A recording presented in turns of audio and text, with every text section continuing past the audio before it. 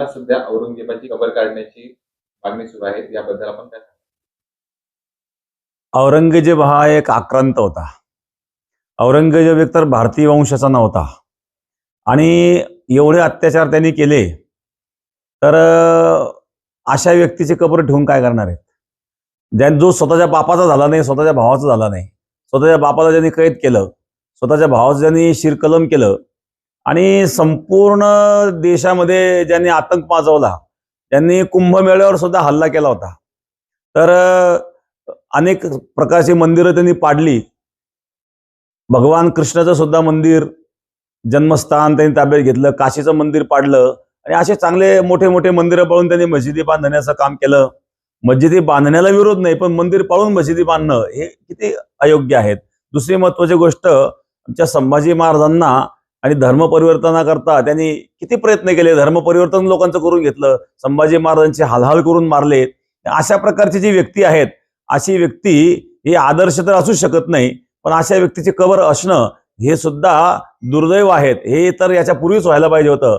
पण आता जे या ठिकाणी संघर्ष सुरू झालेला आहे, आंदोलन करीत आहेत, त्या आंदोलनाला आमचं समर्थन आहे आणि आमचंही मत आहे की औरंगजेबाची कबर तिथून निघली पाहिजे.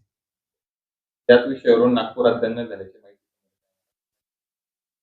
जे दंगल करणारे लोक आहेत ते हे सुद्धा त्याच विचाराचे आहेत. औरंगजेबाच्या विचाराचे असणारे जे दंगल करणारे लोक आहेत, अशा प्रकारचे असणारे जे लोक आहेत आणि ते धरले गेले पाहिजे, पकडले पाहिजे आणि त्यांना शिक्षा झाली पाहिजे. ही दंगल पूर्वनियोजित आहे असं बोललं जात आहे. पूर्वनियोजित असल्याशिवाय घडू शकत नाही ना, कारण शहरामध्ये दगड कुठून यायचे? दगडफेक जर त्या ठिकाणी झाली, ज्या अर्थी दगडफेक झाली त्या अर्थी त्या ठिकाणी दगड अगोदर गोळा केले गेले आणि गोळा केले गेले म्हटल्यानंतर त्या ठिकाणी पूर्वनियोजित असलंच पाहिजे हे सिद्ध होतं. आता सध्या अराजकता जास्त पसरते. अराजकता पसरण्याचं कारण काय असावं नेमकं? हे अराजकता पसरण्याचं कारण ही असणारी जी मानसिकता आहेत, सर्वच लोक त्यामध्ये दोषी असं मला म्हणायचं नाही, परंतु मुस्लिम धर्मामध्ये असे खूप काही मौलाना आहेत की ते भडकवण्याचं काम करतात. लहानपणापासून त्या मुलांना तशा प्रकारचं शिक्षण दिलं जातं आणि भडकवलं जातं. वास्तविक हा हिंदू धर्माचा हा देश आहे. या देशामध्ये हिंदू आहेत आणि म्हणून तुम्ही सुरक्षित आहात. एखाद्या गावामध्ये समजा 1000 लोकसंख्येचं गाव आहे, त्या गावात जर 10 मुसलमान असतील तर ते सुरक्षित असतं. 1000 मुसलमानांमध्ये जर 10 हिंदू असतील तर ते सुरक्षित नाहीयेत. हे आपण समजून घेतलं पाहिजे. या लोकांची असणारी मानसिकता समजून घेतली पाहिजे.